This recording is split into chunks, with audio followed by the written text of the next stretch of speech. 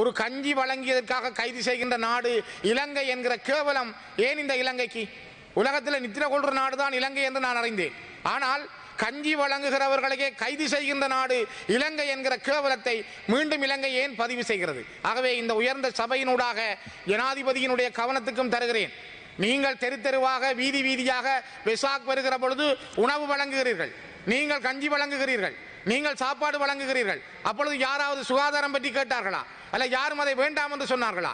ஆனால் இந்த மக்கள் 15 வருடங்களுக்கு முதல் துடிக்க துடிக்க கொல்லப்பட்ட பொழுது பால்சோறு வழங்கி நீங்கள் கொண்டாடிய பொழுதும் அதனை பார்த்து பொறுத்து கொண்டிருந்தவர்கள் தமிழர்கள். ஆனால் இப்பொழுது ஒரு கஞ்சி வழங்குகிற பொழுது போலீசாருடைய அராஜகத்தை நிறுத்துங்கள். இது நாட்டில் நல்லிணக்கம் சமாதானம் பற்றியெல்லாம் பேசுகின்ற அமைப்புகள், இங்கே இருக்கிற தொண்டு நிறுவனங்கள், நீங்கள் முதல் கண்களை விழித்து பாருங்கள். யாருக்கு நல்லிணக்கம் தேவை, யாருக்கு சமாதானம் தேவை, யார் பாதிக்கப்பட்டிருக்க